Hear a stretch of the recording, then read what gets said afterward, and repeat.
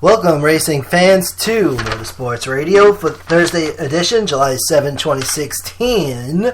Alex Amarola wins last Friday's NASCAR Xfinity Series race with a photo finish review. Bart Keselowski wins the Coke Zero 400, Saturday's Sprint Cup Series event. Nico Rosberg wins the Formula One Austrian Grand Prix from the Red Bull Ring in Austria. Nico Rosberg, the current leader in the points standings. Today we'll start with driver standings, racing news, and of course the racing schedule and the history of the number 2. So we'll get right into it. This is the Thursday night edition of Motorsports Radio, available at communityradioli.com, and we're on channel MR4 today. Alright, so here's the Sprint Cup Series driver standings. Kevin Harvick still in first place. Big jump for Bart Keselowski, which climbed to second, up from fourth place last week.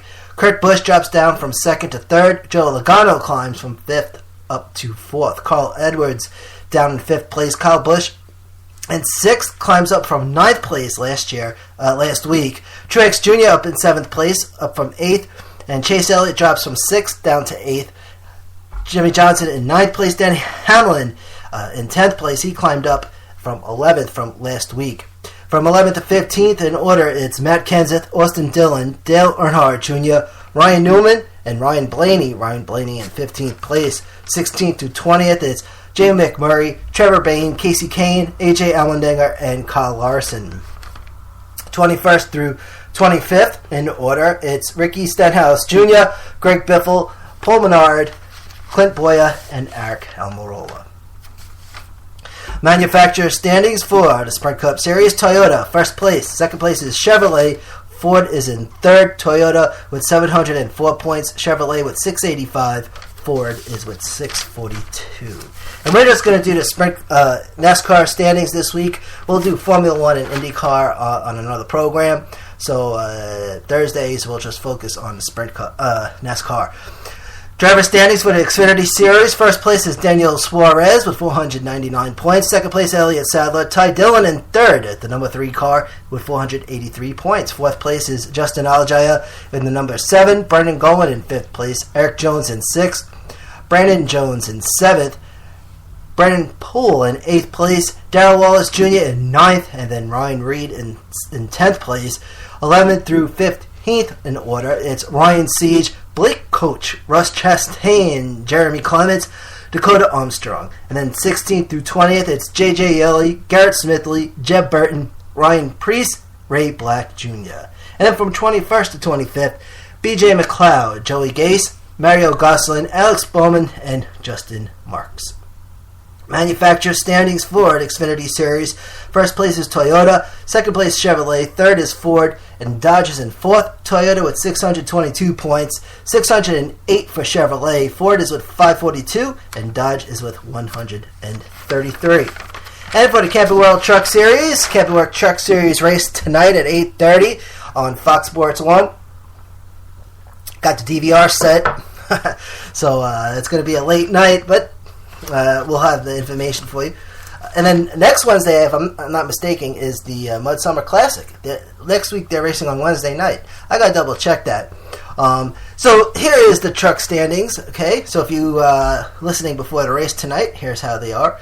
William Byron in first place with 226 points. Matt Crafton in second with 225. Crafton in the double 8 truck. Third place, Timothy Peters. Fourth place is Daniel Hemrick, the 19 truck, 216 points. Johnny Sauter in fifth. Now, John Hunter Nemechek in sixth. Ben Kennedy in seventh, both with 192 points. Tyler Reddick in 8th place. Christopher Bell in 9th. And in 10th place, it's Ben Rhodes, the 41 truck, 181 points. From 11th to 15th place, in order, it is Spencer Gallagher, Cole Custer, Cameron Haley, Tyler Young, and Rico Abreu. 16th through 20th, it's Ryan Truex, Parker Kilgerman, John West Townley, Austin Wayne Self, and Brandon Brown. And from 21st to 25th place, it's Travis Voppel, Jordan Anderson, Germán Coyoga Jr., Matt Tiff 24th, and 25th, it's Austin Hill. So even though Matt Tiff hasn't been racing, the guys filling in for him, Matt Tiff gets the points. Manufacturer standings for the Camping World Truck Series. Toyota in first place, second place Chevrolet, third place is Ford, and fourth place it's Ram. Toyota 319 points, Chevrolet with 284, Ford is with 257, Ram is with 8. And that's the driver standings. Alright, cool. So we're going to do Formula 1 and IndyCar, probably on a separate show. We're going to do it that way. Because, I'm sure there's nothing that exciting about the driver standings, but... Alright, so the history of the number 2. Last weekend at Daytona, Burt Keselowski wins the Coke 0400, driving the number 2 Team Penske, Detroit Genuine Parts Ford. And the question is, who else drove the number 2? So here are some drivers. Now, my go-to source only has info from 1962 to 2009, so I don't know why, but here's what I scooped up. The year 1962, Banjo Matthews behind the wheel, who raced with 2 races, got 1 top 5, 1 top 10, 2 poles. 1963, it was A.J. Foyt, Doug Cooper, John Hamby, Bob Cooper, Pedro Rodriguez, Skip Hudson, David Pearson, and Donnie Allison drove in 1980. Darrell Waltrip also in 1980. Mark Martin in 1981, 82, 86. Dale Jarrett, 1984. Ryan Newman, 2000, 2001. Hermie Sadler, 2002, 2003. Jason Jarrett, 2004. Joey Logano in 2008. Burt Keselowski, I believe started in 2011 for Penske Racing, which later on became Team Penske. It was Penske Racing from 2011 through 2013, and then 2014 till present, Team Penske. In 2011 to 2012, it was the number 2 Dodge before switching to Ford in 2013. Keselowski also drove the number 25 for Hendricks Motorsports back in 2009. The number 25 Chevrolet, and the number 12 car, also for Penske Racing, which was also a Dodge. Penske Racing became Team Penske later on, and some other number 2 drivers, Curtis Kreider, Doug Cooper, Brandon Ash, and some number 2 stats from 62 to 2009. The number 2 raced in 303 races, 24 top 5, 60 top 10s, 133 top 20s, 5 poles. And there you go, a brief history of the number 2. And, of course, we'll talk about it in a little bit. Burt Keselowski's win also marked the 100th win for Team Penske. So makes and models for the number 2 car: Chevrolet, Pontiac, Mercury, Ford, Plymouth, Buick, Dodge, Oldsmobile, and Toyota. Boy, how come we can't get Buick back in NASCAR, right? Since they're looking for the 4th manufacturer for the Sprint Cup Series. Buick. I did mention Cadillac, but I don't know if that went over too well. But I can see Buick. Why not? Brett Moffitt. Brett Moffitt makes his season debut tonight in the NASCAR Camping World Truck Series, driving the number 11 Red Horse Racing Toyota in Thursday's race at Kentucky. Brett Moffitt will be filling in for Matt Tifft, who is recovering from brain surgery to remove a slow-growing tumor, which is some serious stuff, man.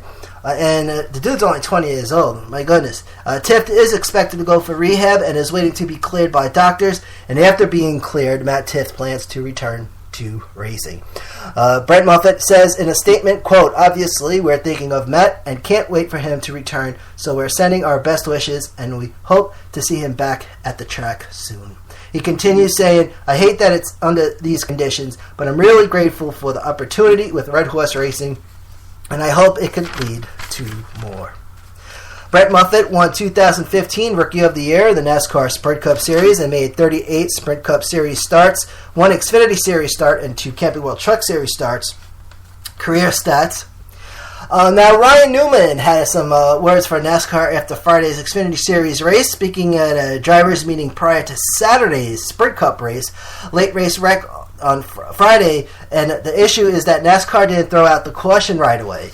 Now, it was a green-white checkered restart, so there's that issue. Usually fans question NASCAR's decision. Drivers usually are reserved. But according to an NBC Sports report, Ryan Newman had something to say about the situation at the end of Saturday's drivers' meeting. So here is the dialogue. Ryan Newman, quote, "If you err toward the side of safety with respect to the overtime line, throwing the caution instead of racing back, meaning back to the line, then Cup Series director Richard Buck says, "We always err on the side of safety. That's our top priority." Ryan Newman says, "Try to do a better job than last night," referring to the night before. The story on BeyondTheFlag.com. Now, there's another story related to Friday's race. Darrell Wallace Jr. got fined, and I forget how much the fine was. I forgot to write it down here, but he was fined for tweeting. This is a funny story. Darrell Wallace Jr. fined, here it is, $15,000 for calling race officials, quote, Muppets on social media, also referring to the so-called controversial ending to Friday's Xfinity Series race as a joke. So here's the tweet. "Got the Muppets up there officiating tonight. Never know how to react under pressure. What a joke. Darrell Wallace Jr. at Bubba Wallace." Posted on July 2nd. And of course, they were going into the last caution, and so there was a green-white checkered, right? And we did explain this a couple days ago. Green-white checkered, restart was good, so they come around, white flags in the air, come around again with the checkered in the air, and there's a crash of turn 4. And I guess there was a delay of bringing out the yellow, and the yellow did finally come out, and then you had the incident between AJ Allmendinger and Eric Almirola. Now the issue is, of course, now they got this new setup, and if they make it to the overtime line without a caution, it's a good restart. They go to white and they end it without a caution. But I guess there's some issues or some instances where they have to throw the caution out, and the rule is and that's with all racing, caution comes out, the field was frozen, so whatever position the driver's in, that's it. And whoever's in front is the leader. But it was a close call for the AJ Allmendinger and Eric Almirola. Almirola in the 98, and I think AJ Allmendinger was in the 47.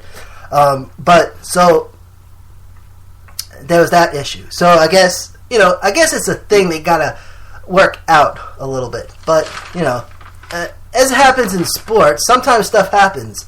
That what makes sports in general fun to watch, because anything can happen. It's not scripted. You can have all the rules and your protocols, but sometimes stuff happens that puts a kink in it. So you got to do whatever is best for that moment. So continue on this. Darrell Wallace Jr., he was in the top 5 when the caution came out, and he wound up finishing in 20th. Okay, social media post violated sections 12.1 and Rule 12.8A and 12.81B of the NASCAR rulebook. Now, what that rule is, I don't know. As much as I would love to get my hands on a NASCAR rulebook, I don't know if that's going to be possible, and I don't think they'd like me taking the liberty of reading it on the air. But I'm kind of curious. So it has something to do with behavioral issues. So I guess it's off-track stuff mostly. In the Sprint Cup Series, Jay McMurray, number 1 team, was issued a written warning for failing laser inspection 2 times prior to Saturday's Coke 0400, and that is all the penalties for this week. Kentucky Power Rankings. They head to Kentucky this weekend. And very interesting because they got brand new pavement on that track, so things are going to be very interesting. How are the cars going to handle? And you got some night races, as you all know.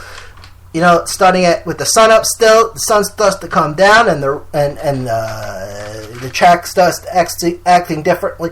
So it's going to be very interesting to see what happens, especially tonight because you got the trucks. And when the trucks are racing, that question's going to fly a lot anyway, already as it is. But needless to say, I'm going to have some fresh blacktop on Kentucky this weekend. But here's the power rankings, and this week it's 1 through